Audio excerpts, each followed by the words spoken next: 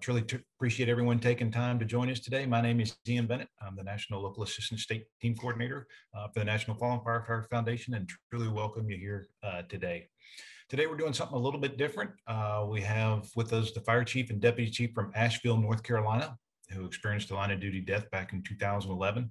And they're going to spend a few minutes talking to us about the incident and dealing with the aftermath of how that went, how they dealt with all that. So I'd like to welcome Chief Scott Burnett and Deputy Chief Chris Budzinski today to the program. A little bit about those two. So Fire Chief Scott Burnett, he began his career as a firefighter in the city of Asheville, North Carolina in 1995. He's got an associate's degree in fire protection technology from Gaston College, a bachelor's degree in fire safety engineering technology from the University of North Carolina at Charlotte, and a master's degree in executive fire service leadership from Grand Canyon University. Chief Burnett is designated as a Chief Fire Officer through the Center for Public Safety Excellence and is a graduate of the National Fire Academy's Executive Fire Officer Program. Chief Burnett worked his way through the ranks and was promoted to Fire Chief in November 2009. Chief Burnett, thanks for being with us today and welcome to the program. So, thank you. It's an honor to be here.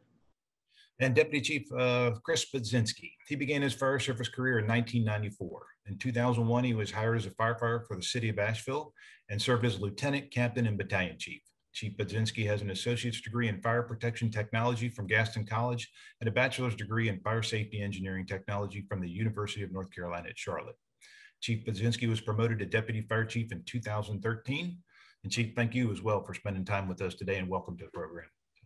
Thank you, and I appreciate the opportunity to be here. And one thing I'll note, Chief Budzinski has been instrumental in helping us in the Uniform Support Group program. He was part of our IC to IC, and I was dealing with the aftermath of this and provided tremendous input. And thanks for all your input in helping getting that program off and running. Thank you. It's really been an honor to work with the group, and I appreciate everybody who's in the group for committing the time to take better care of our fire service, especially those of us who've lost so much. Thank you, Chief. So, all right, a little bit about what we're going to talk about today. On July 28, 2011, the City of Asheville Fire Department responded to an automatic fire alarm in an occupied mid-rise medical office building. The activation was due to an arson fire that took the life of Captain Jeff Bowen, injured 9 other firefighters, and resulted in $20 million in property damage. The department has committed itself to continuously improving everything they do to honor Captain Bowen following this tragedy. And you'll see that today in the presentation they have today. Just the willingness to share this is truly appreciated. So Chief Burnett, Chief Budzinski, let's start with the most important. Tell us about Captain Bowen. Who was he? What do you want people to know about him? And I'll put up a slide that you provided of Captain Bowen. So. Captain Bowen was an amazing fire officer, an amazing firefighter. He was someone that everybody wanted to work with. Everyone wanted to be around. Everyone wanted to learn from. He was always focused on how can he make our department better? How can he make his company better? And we have one rescue company in Asheville, and he took that responsibility of being a rescue company officer very seriously. His background was wildland firefighting. Before he came to Asheville, he was a firefighter in California. He worked as a wildland firefighter, and we were blessed to have him come to the other side of the country to become an Asheville firefighter. And he didn't have a rescue background, but he quickly assumed that role and became a master at rescue and did a lot to move forward the rescue operations within our department. Captain Bowen, as amazing as he was as a firefighter and a fire officer, he was even more amazing in his personal life. He was an incredible father, an incredible husband, an incredible friend, and certainly was a tremendous loss to his family, to our fire department, and our community. All right, thank you, Chief.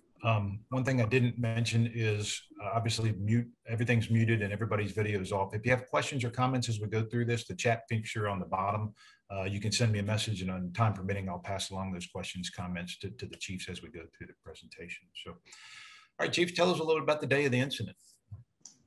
So July 28th, 2011 was a hot day here in Asheville. It was in the 90s, which is unusually warm for late July. in Asheville in the western part of North Carolina here in the mountains.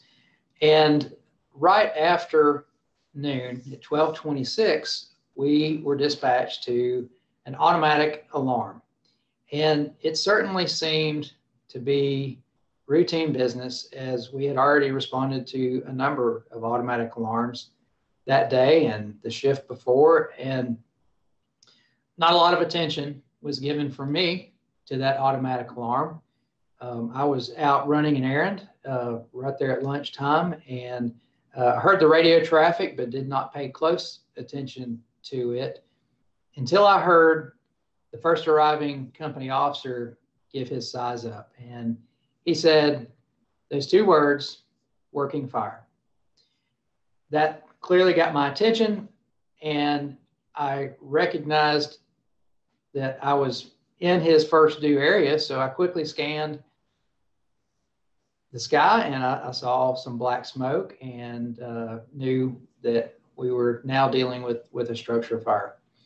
It was interesting that the only report of a problem in that building where a fire had been intentionally set, and over 200 people were in that building at the time, the only report that we had that there was a problem in that building was from the automatic fire alarm.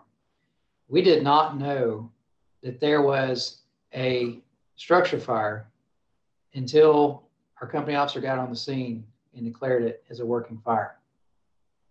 445 Biltmore Avenue, the fire building, was a 7-story building.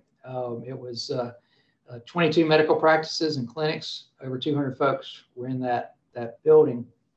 What we sent back then to an automatic fire alarm in our downtown area, and that's in our medical district of our downtown area, what we sent back then was 2 engines, a ladder, and then our squad. So we sent 4 companies. We did not send a chief officer back then to automatic fire alarms. At that time, we only had 2 battalions, and we had a heavy workload for both those battalion chiefs, and so we did not send them on automatic fire alarms. And so once Captain Radford, our first arriving company officer, arrived on the scene and he declared it a working fire, then we balanced the alarm, and what that sent was a chief, it sent a safety officer, it sent an additional engine, and it also sent our rescue company. And that is when Captain Bowen was dispatched to the incident. The first part of the fire, we were hearing and seeing things that we would expect to hear and see at a room and contents fire. And we were hearing reports of primary search complete. We were hearing on the radio that the roof had been accessed and the roof was all clear.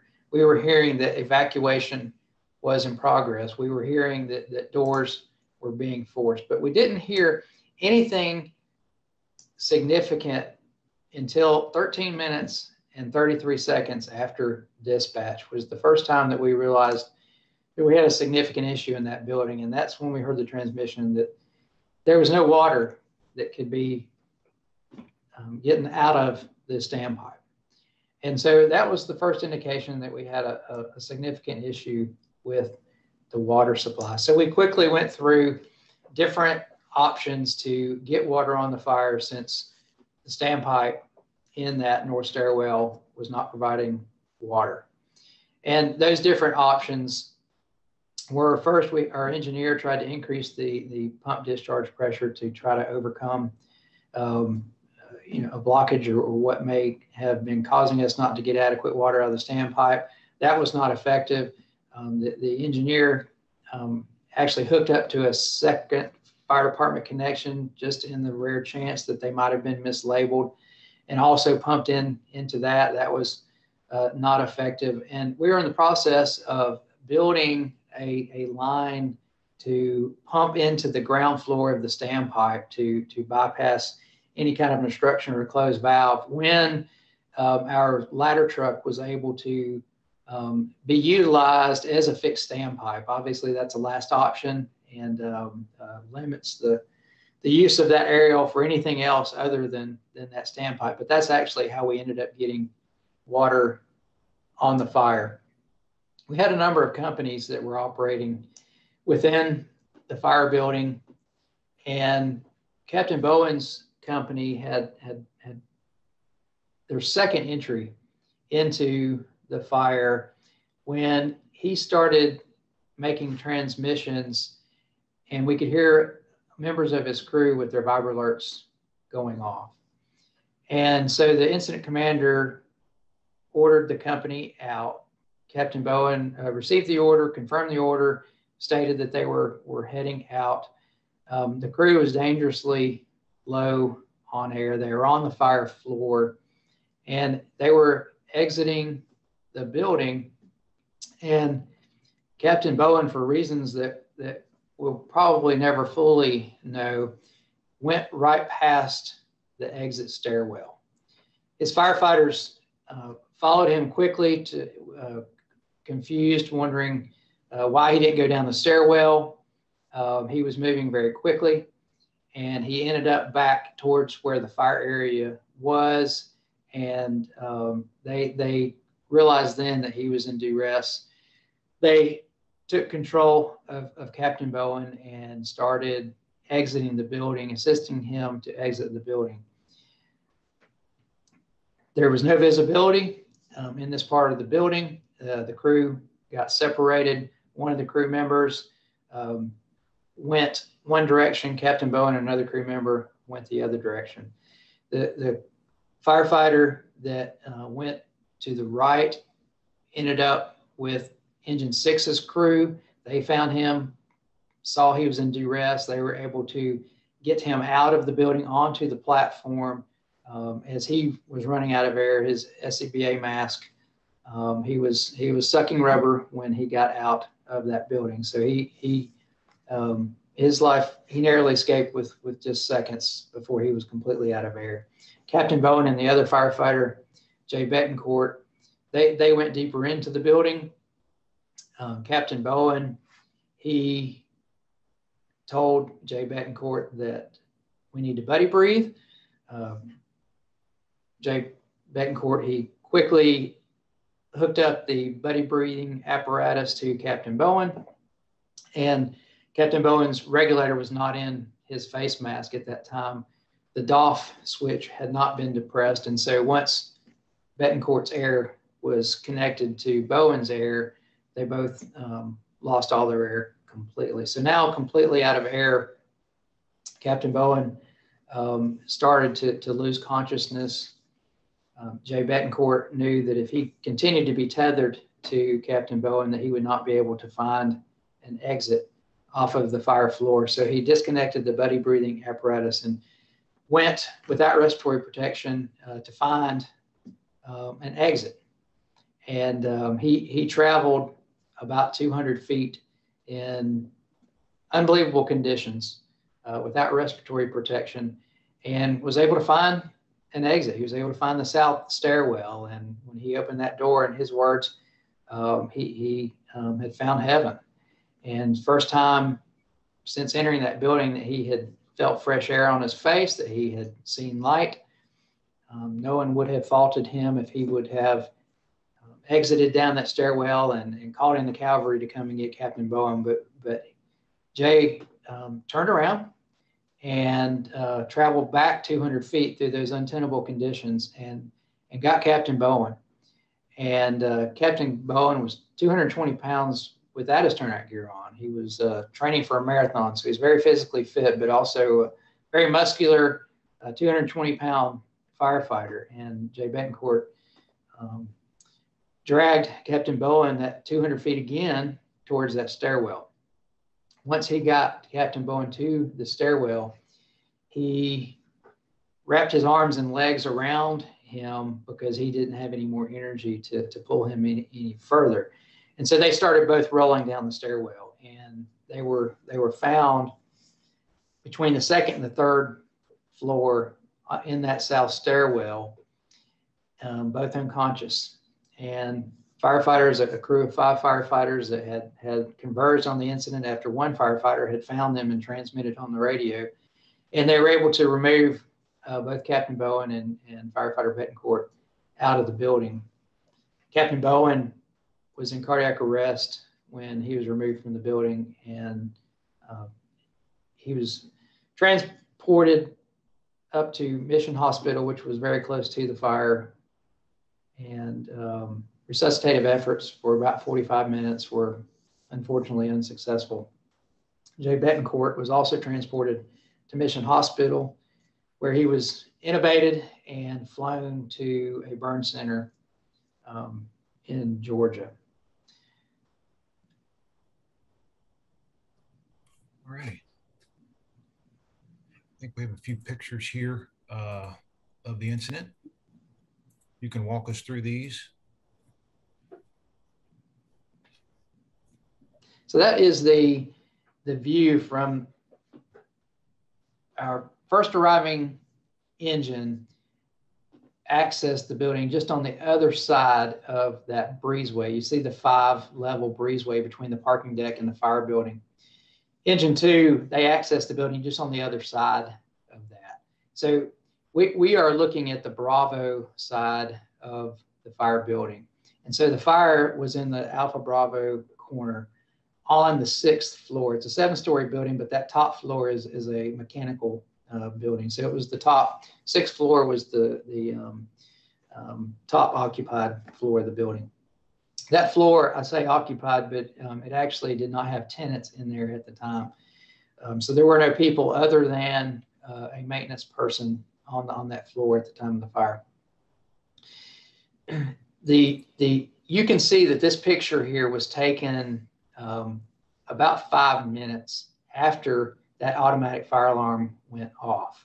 So that is a clear indicator that I did not see, that I did not register, that I did not realize that a little over 5 minutes after the automatic fire alarm went off, the fire had already ventilated in a non-combustible structure. So clearly this was the result of an intentionally set fire.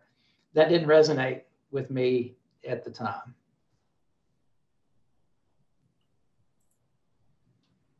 So this ladder 1, you can see the ladder, that is the ladder truck that ended up using, we used it as a standpipe to actually get water on the fire.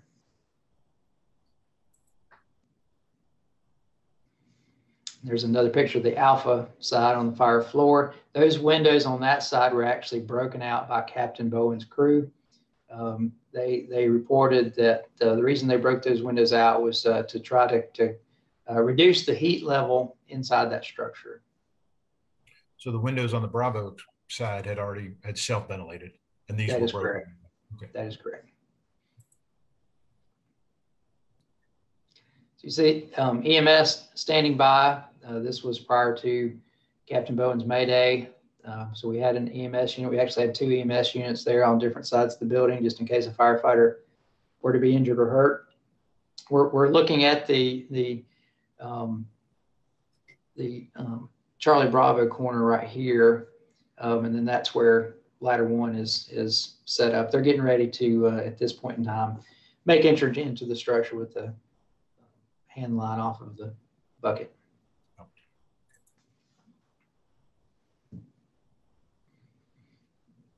This was post water on the fire, and it was pretty close to the time that the firefighter was removed from the building onto the platform.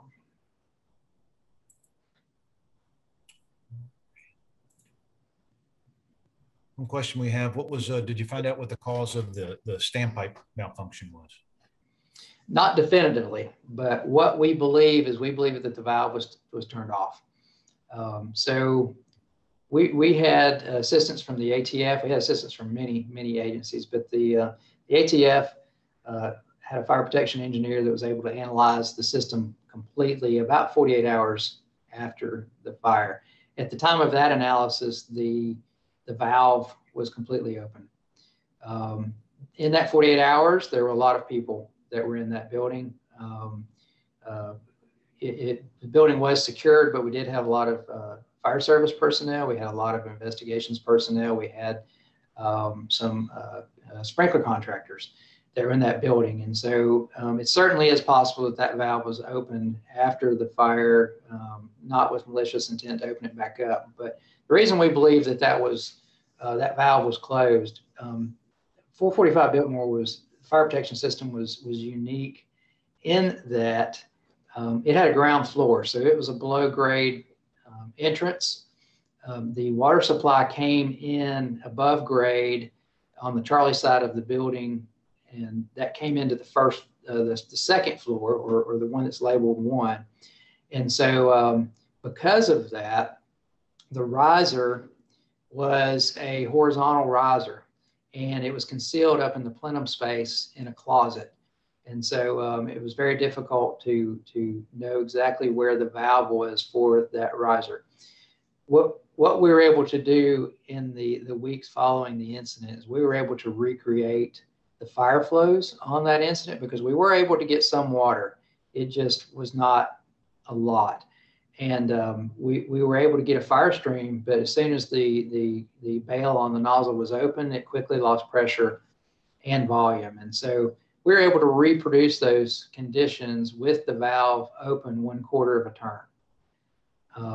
Any other position of the valve, if it was completely closed, we got no water. If it was open more than 1/4 of a turn, we got pretty good water. And so we believe that valve was shut and just barely cracked open. But we have not definitively proved that. Okay, thank you. All right, tell us personally, what did you experience as the incident was unfolding? Disbelief.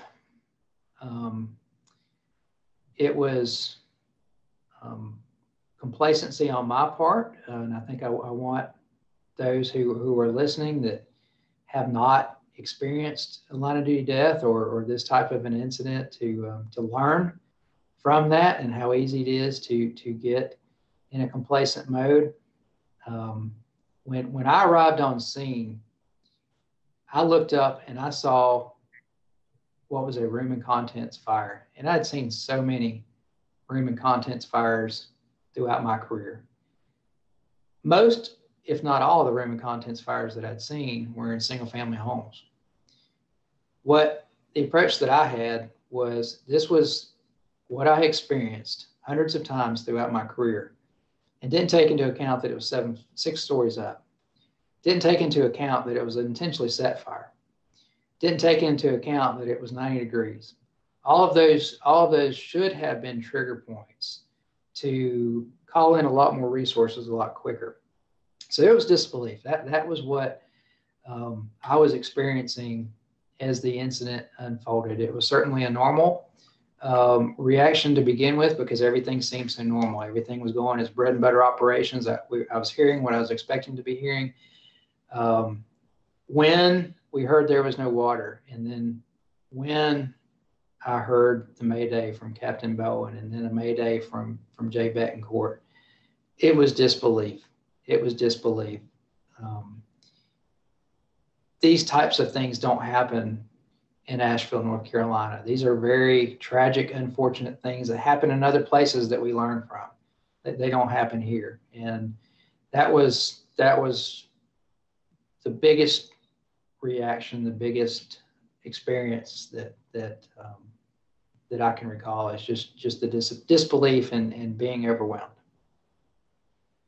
And I think this is probably the most important takeaway. You know, we've done probably 10 of these, and 8 of them have been the word routine, bread and butter, that these seem like everything. It's what we do every day until it isn't. And I think that's huge. So Chief Budzinski, do you have something on that? Yeah, I think at our core, we believe we're very progressive. We're accredited. We're Class 2. You know, we trained hard. We trained a lot. We have amazing firefighters. And when the realization occurred to us that, you know, this is real and it's happening to us, it was kind of like Scott said, it's kind of beyond belief that it's happening here, because it is one of those things we focused on studying line of duty deaths and you know, learning from others, and now we are the ones that's being impacted. It was surreal.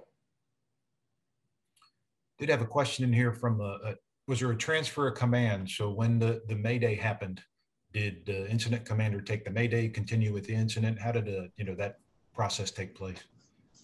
So our incident commander was our on-shift division chief. And so we have a division chief that is responsible for that whole shift. And he happened to be the first arriving chief officer on scene. And he established command. I got there shortly after him. There was no transfer of command. Everything seemed normal and bread and butter. When the Mayday occurred, we did not transfer command. The incident commander continued to manage the Mayday and manage the incident. And as we go into some of the lessons learned, the changes that we've implemented, Chief Brzezinski will talk more about that. But at that fire, there was no transfer of command at that time. It was after the fire was controlled, and the firefighters, including Captain Bowen, were all transported to the hospital. There was a transfer of command after that. Okay, thank you. All right, it's been almost 10 years since the incident. What do you want firefighters to know about this incident? I would start off with, we hear it every time, every incident commander, every firefighter I've talked to who has experienced line of duty death, the firefighter that was killed is not the one you expect it to occur to. Not that we won't, it's not the one that you would expect it to happen to. Jeff, my first shift here, I worked with Jeff. He was the senior guy in the station I was assigned to, and was a mentor, trained every day hard, physically and mentally prepared for the job. And I think that a big takeaway from this fire to remember is that it still happened to him. And you like Scott said, the complacency of expecting it to occur somewhere else or to somebody, you have to be as prepared as you can be as a firefighter and a fire officer and a chief officer to be able to handle and be prepared for what's coming at you at that next job you go to. I think our department displayed an extreme amount of heroism on the 28th. I'd like for that to be remembered. We had 200 civilians in that building, and they all were evacuated or removed. I think as a takeaway for fire officers and firefighters to live our lives optimistically, but work in this job pessimistically.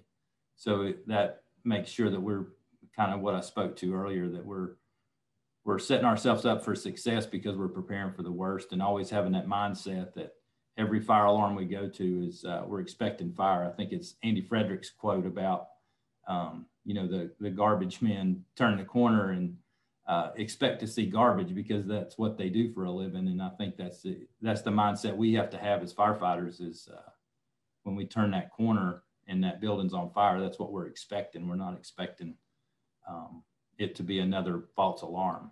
And that makes sure we have those backup plans in place and we're drilling on those, and that we're as important, or those are as, those backup plans are in place so that we're ready for that curveball that gets thrown at us, like our standpipe in this building. I think one of the things we'll talk about too in the lessons learned is staffing is important. We hear, about staffing all the time, and this fire was understaffed for various reasons, whether it's we called for a second alarm and we didn't get all the companies that we should have on that second alarm. We were understaffed. We were riding with 3 people on the fire apparatus as a company. Our command structure was understaffed. So the accountability and the division supervisors and that sort of thing could have been stronger. And then I would say too, like this building in particular, we had been in it quite a few times in the weeks preceding this fire for automatic fire alarms. And there are some things that just the small things in our built environment that we need to just make mental notes of and add them to a pre-plan and share them if you have the capability. One of the things that we think contributed to the part of the issues we encountered were, so this building, the the fire floor was the 6th floor, and in the stairwell, every stairwell exited in the same direction except for the one on the 6th floor. That one exited towards the Alpha side of the building. All the others exited towards the Bravo side of the building. So as our companies were pre-planning the floor below, they expected to come out of that exit and, turn a certain way, and that's their path to get to the fire.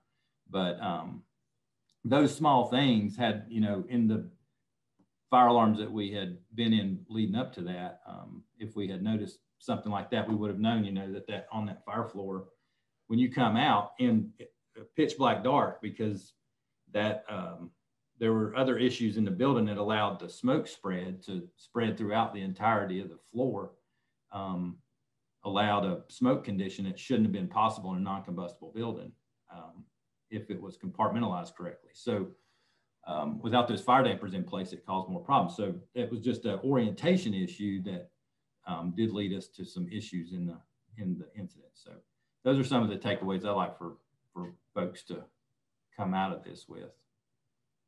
All right, thank you.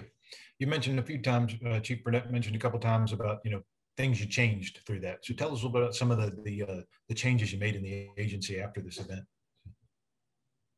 So we embarked on Chief Burnett's leadership throughout this has been amazing.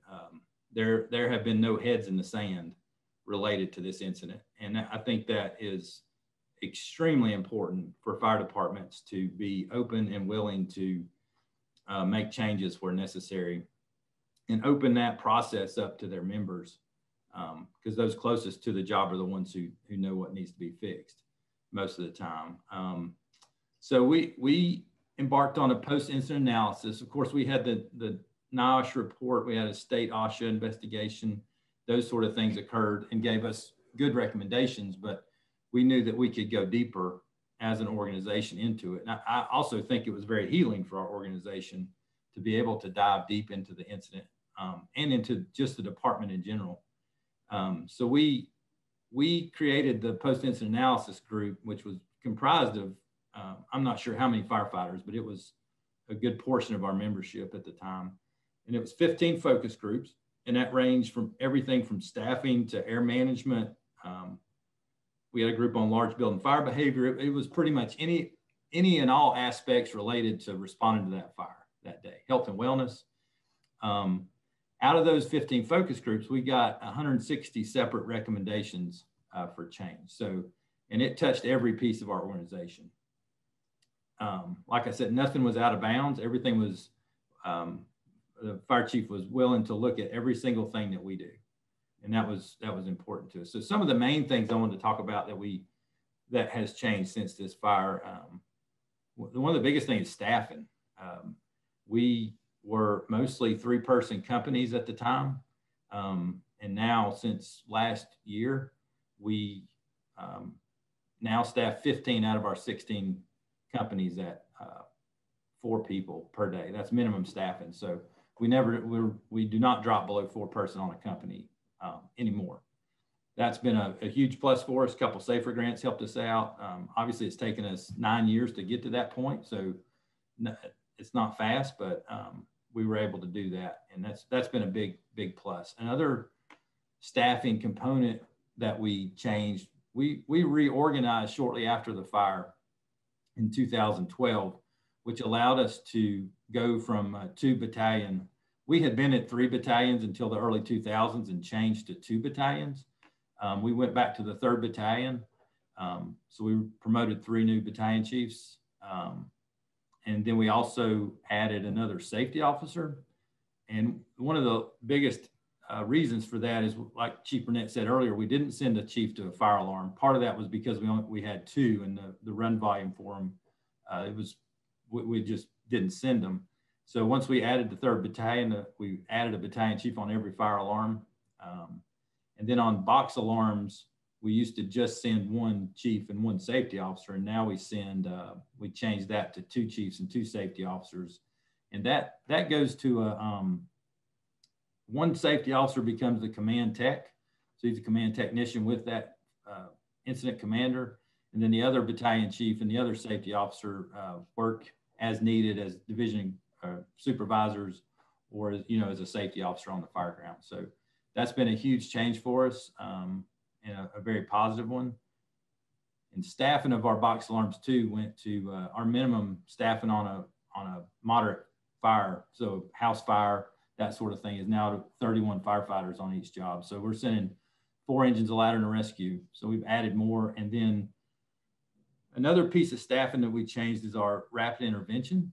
So at this fire, as in all our fires prior to this, rapid intervention was just a check in the box of, yes, we've done it, it's there. So we had, shepherds in the yard with the hook. We didn't train them. We didn't train ourselves well in how to manage our rapid intervention assignment. We didn't equip them like we needed to.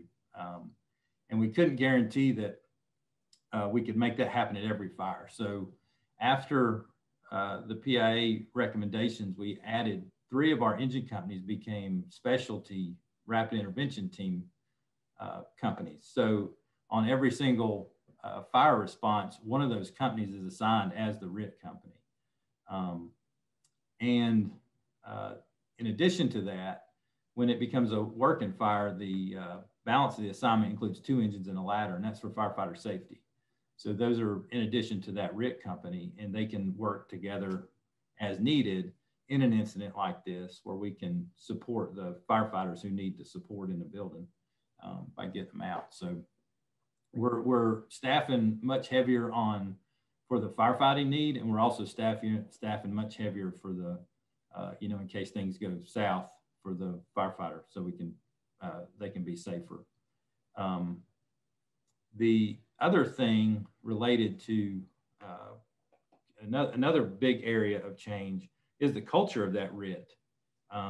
Before, nobody wanted to be assigned RIT, but now it is almost seen as they're very proud of the fact that they are RIT companies, and that's their job on many fires. Many fires, they operate as a standard engine company, but they also get to go to more fires now because they're one of those 3 RIT companies. So they're also very proud, very well trained, and very well equipped to do what they've got to do if they have to. And that's changed our culture as it relates to RIT, which was a big positive, I think, to doing what we did with them. We're very proud of that. So I mentioned command staffing. The other thing we did with command, our command group realized that we needed a standardized system across our 9 battalions and 3 shifts. So before we trained on incident command, but not to the level that we do now. We implemented a new system in several years back, the blue card system, so that we had one way that we managed our fires here in Asheville. So every incident commander manages in a reasonably the same way. So everybody knows what to expect. We're using the same language. We're using the same assignment methods, all those sort of things. So that's been a really big positive. And having that safety officer as a command technician with the incident commander has allowed us to be much more accountable for all of our folks on the fire ground, making it safer. Another big change, Scott mentioned hearing the vibra alerts. It was very common. I don't think I ever fought a fire here where my vibra alert didn't go off, and that's when I knew I needed to come out. And now we have changed our air management culture so that it is, we do not hear vibra alerts on our fire grounds anymore. Our folks are coming out, making a plan to come out, and coming out prior to that, the bell going off, so that we do treat that reserve air in their SCBA as their emergency air, kind of like in a dive mission where we have that extra capacity to make sure we can get out of the building if we need to. So that's been a huge plus for us as well. And the last thing I'll mention is our health and wellness piece that we've implemented. We trained and implemented a peer fitness training program. So we have 20 some odd peer fitness trainers. We now require physical fitness each day that our firefighters are on duty. then so for the physical side, we also implemented more physicals and a better 1582 physical. Also in the behavioral health, we've done several things to help our folks out. So it begins in our fire academy. He spoke of Jay Betancourt as he's the engineer who was able to get Jeff out. He and another professional clinician began a mindfulness program. We call it Resilient Mind, that we begin in the fire academy for all of our recruits. So it's teaching them before they ever get on a fire truck how to better handle themselves in tough situations. And then we replaced our traditional EAP program that we shared with the city with a embedded behavioral support that also has a EAP piece to it. So they're here at our firehouses. They ride with our fire trucks. They have an office in our station, and it's the ability of our firefighters to go at any time they want to and work with the behavioral health clinician that specializes in public safety. And I think that's a big key. And it has been very well received by our firefighters. They see a lot of folks taking care of themselves with this group, which is great. It's a wonderful program. And then department-wide, we also included a stress first aid. I think that through the National Fallen Firefighter Program, that's things that we teach to our recruits, and we taught in our officer academy. So we make sure that's out there so people can recognize what's going on with the folks they work with and how to help them. We also recently added a promotional requirement. So if you want to promote into a supervisory role, such as lieutenant, then CISM training is part of that and is now a job requirement. So we're really focused on behavioral health and trying to make sure that we are able to recognize when somebody needs more support, and that way we can better support them throughout their career. So that's kind of our big lessons learned. There's many more. I said 160 recommendations. I could go on all day, but those are probably the top ones that we've wanted to share today. Well, it's definitely impressive, the commitment the administration had, obviously, to making these changes out of it. Was there any cultural resistance to this? Was there any problems that people had with some are fairly significant changes culturally? Obviously, was there any resistance to that? There was, as with any change in the fire department. Some folks are resistant, but because of the breadth of the committee, the focus groups, and how broad they were with so many folks from each rank that were represented in those groups, it was not, I did not see a tremendous amount of resistance to it. So I think it was well received. Our folks were happy to see most of the changes that we were making. And Chief, you may correct me on that. You may have seen more resistance than I did, but. Oh, good. So after this incident, did the department suffer any kind of confidence? Did you have to regain confidence? Were they shy about obviously structure fires, those kind of things? I think that I appreciate you using the word confidence, because that was interesting to see. There were many in the department whose confidence was shaken.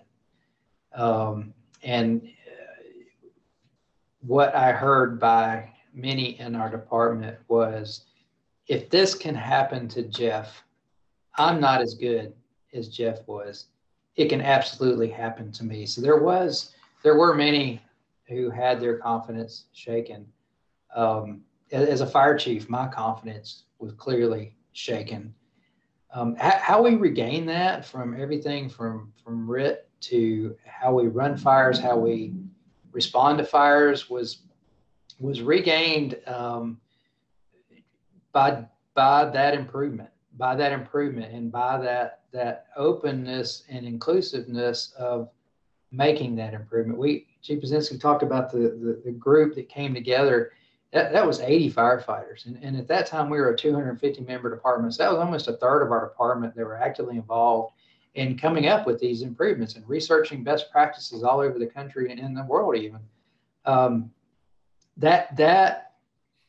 was a big catalyst to regaining that confidence, because our firefighters that led these improvements knew that we were going to be following the best practices that are best here in Asheville. We're going to take a little bit from this state, a little bit from this city, and we're going to blend those all together to make the best product that's the best for Asheville. It's very healing 10 years later when we have fire departments call us and say, hey, send me your SOG, or send me your model on how you're doing this. That's certainly how we've regained that confidence and healed, by improving ourselves and sharing those improvements with others. Thank you. Tell us a little bit about what you experienced in the aftermath of the incident, the days, the weeks, the months afterwards. It's certainly the most difficult thing I've experienced in my life, certainly in my professional life. Was not prepared to be a fire chief of a department that lost a firefighter. Did not know what I did not know. Was very quickly overwhelmed. Attempted for a short period of time to internalize all of that and give the appearance of a strong leader that had it under control, that we were going to be moving forward, and did not delegate any responsibilities early on to others. Got to that breaking point clearly, and was helped tremendously by many. But that initial unknown was just a really tough time for me, for many in our department. I had a really amazing thing happen. I had so many people reach out to me personally. I had so many people reach out to our department, and one in particular, Salisbury's fire chief, Bob Parnell. He had led his department through a tragedy where they lost 2 firefighters 2 years prior. Salisbury's about 2 hours away from Asheville, and I knew Bob. Did not know him well. I didn't have his phone number, but he came to the Asheville Fire Department, as did so many others. But he came and was just present, and that made all the difference in the world for me personally, and what I experienced after this fire. From that point on, I had a go-to that would just listen and would help prepare me for what will likely happen tomorrow, what will likely happen next month, what will likely happen next year. Without that, I think that my experiences would have been significantly worse. Thank you. I think, and I'll add, yes, sir. Like for departments that go through a line of duty death, it's so important to get that, talk to somebody who's been through this, because it's very ugly. It's destructive for the department. It's very difficult on all the members.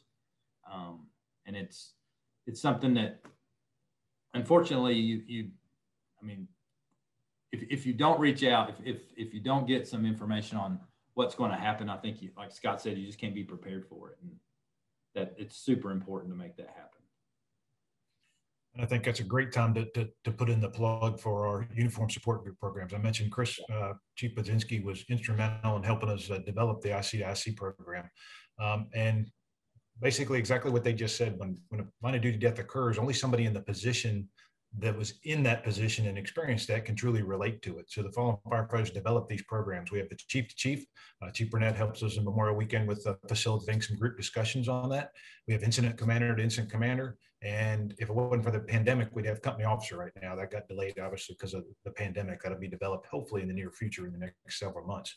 And you can go on firehero.org and get a hold of these. And, basically, if you put a request in, it comes to me, and I guarantee within 24 hours, we'll hook you up with somebody that, as Chief Burnett said, can help you through the process and see it. There's other components to it. There's supporting the incident commander in a line of duty death, which is an educational portion to prepare incident commanders, the proactive approach to it. And that's on the Fire Hero Learning Networks, FHLN.net. And it's a free service. You sign up and you can get these programs. So outstanding programs. And that was a good segue into to talk about these programs and hopefully spread these programs should somebody experience a line of duty death. So thank you. What kind of advice would you give officers and firefighters who may have to deal with a death of one of their own? I think one thing to remember is to take care of yourself, mentally and physically, and don't forget how important that is, and to be honest with yourself about how you really feel, and seek help if you feel like you need it. Everybody's so impacted by a line of duty death. It's difficult to like quantify what that looks like in a fire department, but it's super important, I think, that chiefs and company officers check in often and lead their members continually through the event and beyond, and make sure each one's supported, making sure that somebody's not getting lost in that mix. Incident commander, firefighters, the company officers that were all involved, the ones who weren't involved, the ones from the other shifts. Nobody in this fire department was not impacted by our loss of Jeff. And then as a department, I think it was helpful for us that we had, prior to Jeff's death, prepared somewhat for a line of duty death through planning.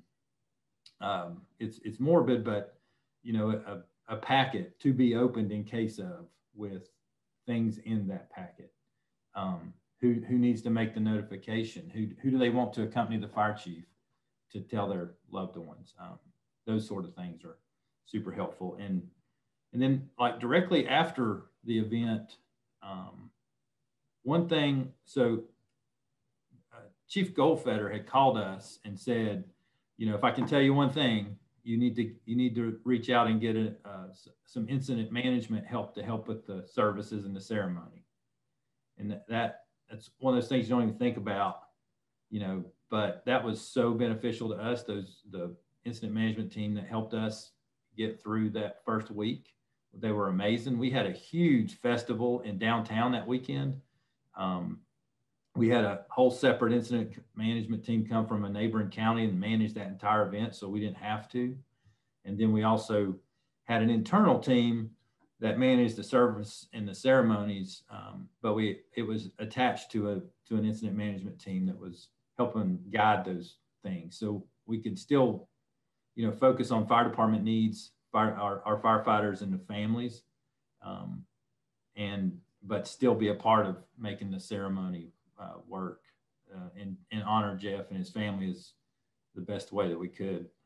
That was a super help. We had so many folks help us on that. It was really amazing. But I would highly recommend that to folks who have to go through this. And I think one thing Chief Burnett's instituted is an annual ceremony to honor all of our fallen. So we on the dates of when we've lost a firefighter throughout the year, we stop and we honor and we remember the firefighters that we've lost. And those are the days me and my staff, we break out the PIA and we go through it just to see where we're at, take stock and remember, and then, just keep the memory and lessons alive. So I think that would be my recommendation to COs and, chiefs and company officers and firefighters have to deal with it. It's very difficult, very difficult. All righty. Speaking on and remembering, we have some tributes that were created for Captain Bowen. Let me bring up if you want to talk about these a little bit. So. Yeah, so every year, one of our local CrossFit gyms, they do a Bowen Memorial Workout of the Day. And it's pretty cool. It's an opportunity for our firefighters to go and do a very, very tough CrossFit workout. His family always attends, and it's a really meaningful way to continue remembering Captain Bowen, and he certainly was into fitness. All righty, we got race car. Yeah, so here in North Carolina, obviously we're a big NASCAR state, and Captain Bowen's family certainly enjoyed being treated by NASCAR to one of the races, and he was honored there, and so that was definitely a good time and a very, very meaningful way to recognize his family and give them a nice gift. And then we have the bridge. So we have two very large bridges that cross the downtown area of our city into the western part of our city, that go over the French Broad River. And so through the North Carolina Department of Insurance and the North Carolina Department of Transportation, they were able to have those bridges named. So now they're known as the Captain Jeff Bowen Bridge. Excellent. We also, Ian, we were able to change state law to make that happen. So, Oh, right. Yep. Yeah, they had never been, that wasn't a possibility, but they changed the law to get that, to make it a possibility. So, yeah. Wow, impressive. So, well, very good. We're going to close out with a tribute, an overview and a tribute real quick. But is there anything else you'd like to add before we close out with that? Just real quick, in the unfortunate event that someone experiences this, reach out to your state resources, reach out to the National Fallen Firefighters Foundation. You won't have to, because they're going to reach out to you, but utilize those resources because they're so important and so critical. Well, I definitely like to say thanks on behalf of the foundation for what you do. Obviously, the commitment you have to not only the Asheville Fire Department to make things as safe as possible, but to the fire service. You're willing to share this and expose some weaknesses you had, but share this so other people can learn from it. I mentioned Chief Budzinski was instrumental in the Incident Commander program, and continues to be in that as we move forward with that. Chief Burnett does Memorial Weekend with us. He facilitates a small group, and next month he's going to join us on our Taking Care of Our Own program. That's a program that prepares departments for serious injury or line of duty, and he's willing to come on the road with us and share these experiences to have departments prepare for this in case this happens. So both of y'all truly appreciate not only what you do for your own citizens, but the fire service in general and the foundation. Truly appreciate it. So thank you. All right, we're going to close out real quick here with a tribute to Captain Bowen.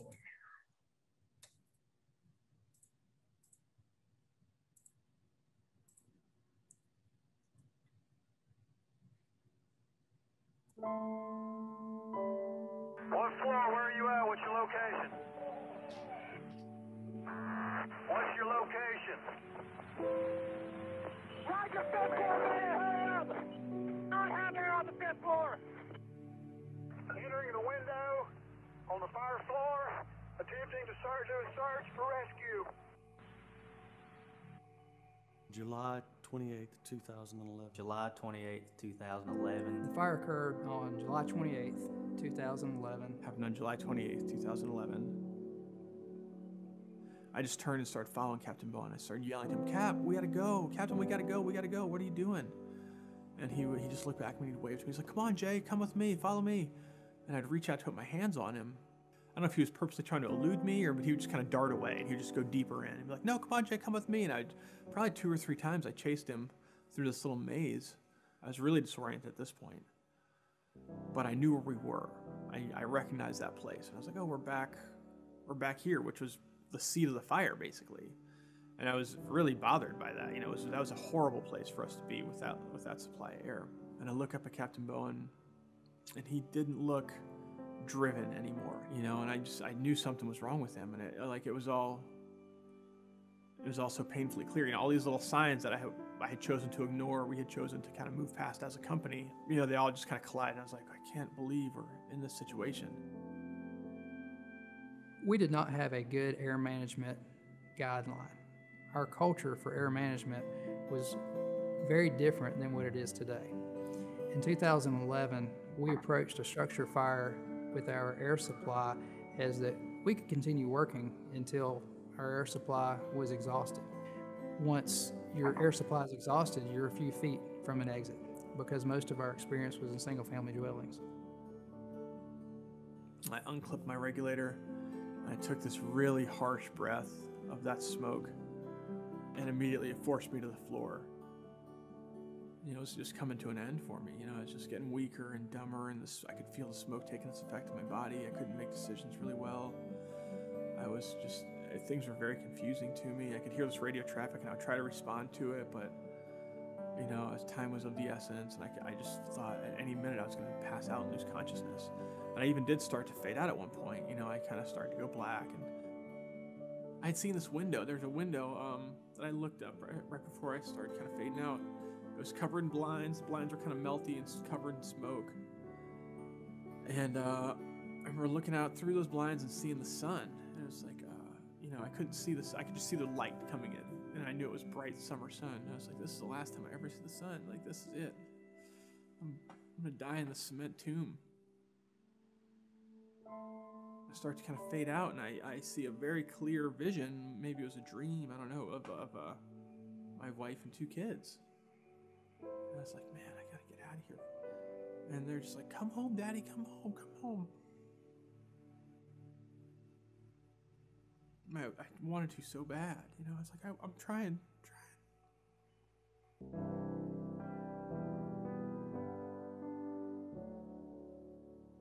When I found them, they were both unconscious. And I was trying to assess both of their conditions and call for more help on the radio at the same time. It's about this time when the other crews, 2 other crews, arrived.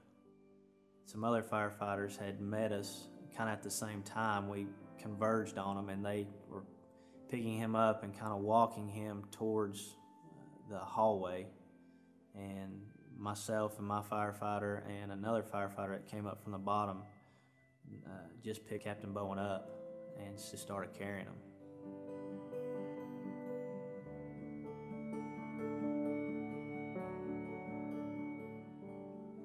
I had such high hopes. I lived. I was alive. We were there at the same time, same air. We went off air within breaths of each other. I was sure he would make it if I made it. He's always been a better athlete than me. Peak conditioning. He didn't make it.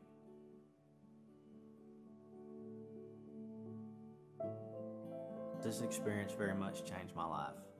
It made me become a better future leader, more proactive instead of reactive, to train, to be aware of the hidden dangers such as CO, to be mindful that when I have a crew of my own, because Captain Bowen was the best of the best. It could happen to anybody. Captain Bowen paid an incredible price for our department to improve. Before the incident, the Asheville Fire Department was concerned with carbon monoxide, cyanide, hydrogen cyanide, on a scale of 1 to 10 at about a 2 or 3. Now the Asheville Fire Department, due to the lessons that we have tragically learned from Captain Bowen's passing, we are far beyond a 10 when it comes to being concerned about carbon monoxide and hydrogen cyanide. I thought I might have been disabled. I didn't know how bad my lungs were. I didn't know if I'd be allowed to fight fire anymore. I'm not. There are firefighters in the world that are PhDs and are left high-paying jobs or have really incredible talents and educations. I'm not one of those firefighters. Like, the best thing I do in the world is fight fire.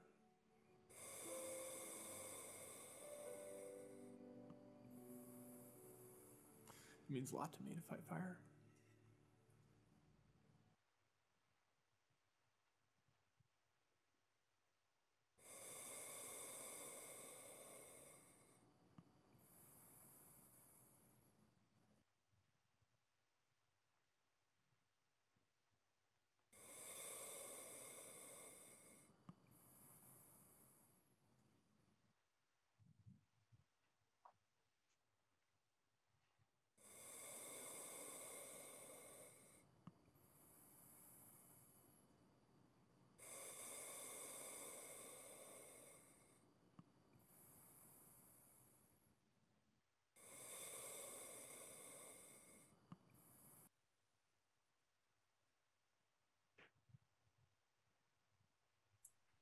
Very powerful video. And this has been an incredibly powerful presentation. I truly want to thank Chief Burnett, Chief Budzinski for sharing with us and the lessons learned and everything you do for us. So truly appreciate it. So, well, very good. That concludes our presentation today. I truly appreciate everybody taking time with us for an hour this afternoon. Reminder of our next, the fourth Thursday will be April 22nd, 1 p.m. Eastern Standard Time. And we'll be talking to Chief Jim Forgo from Prince William County, Virginia, from the residential structure fire and high wind conditions that ended up with the loss of a firefighter. So I hope you'll join us on Thursday, April 22nd, and be safe. Have a good day. Thank you. Thank you. Thank you.